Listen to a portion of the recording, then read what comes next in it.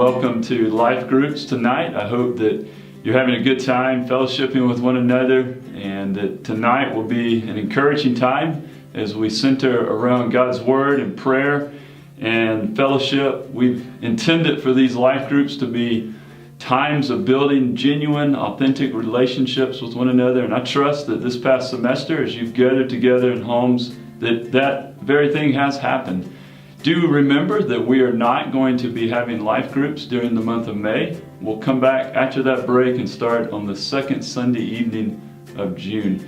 But tonight we want to think a little bit more deeply about the sermon this morning from Acts chapter 4. And as many of you know, we've been working this calendar year through the entire book of Acts, and most recently looking at this story of Peter and John and how these two men miraculously, with the power of God, healed a man who was over 40 years old who had been lame from birth. And our sermon text this morning is really a story within that larger story of that healing. And specifically, the story or the narrative this morning in chapter 4 showed us the transformed life of Peter, John, and the other early Christians who had gathered together in Jerusalem. Their lives, as I demonstrated from the text this morning, were transformed in at least 4 ways. First of all, they were transformed because Peter and John submitted to God's authority. Second, they were transformed in a way that Peter, John, and the other Christians prayed together with boldness. And then third, we see the transformation that takes place as they continued to proclaim God's word. And finally, we saw this transformation in the way that they shared God's gifts.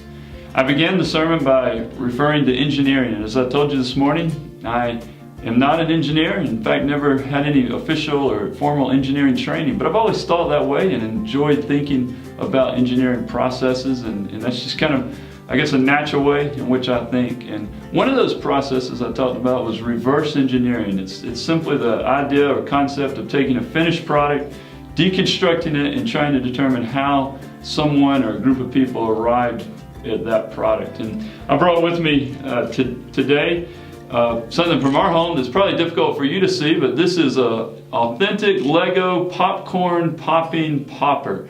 And basically it's fully equipped with the see-through Legos, the Lego wheels, and yes, it does have the popper action too. I know you can't see it that well, but I wanted to use it as an illustration, and I also brought with me some raw material. And again, you probably can't see all these that well either, but I have in my hands a lot of little tiny Lego pieces. And the concept of reverse engineering would basically have someone take a finished product like this and ask, how can we use these raw materials and create something that looks just like this? And as it relates to our text from this morning, we want to think about it in these terms.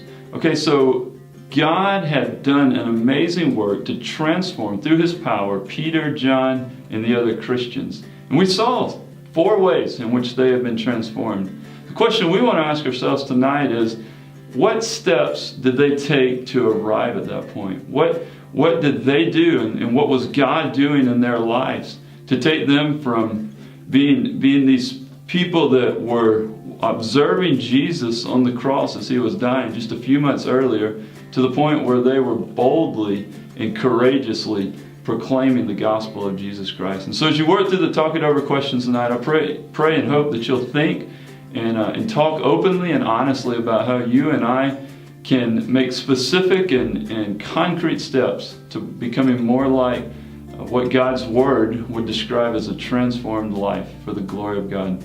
Hope it's an encouraging and beneficial time as you share together this evening.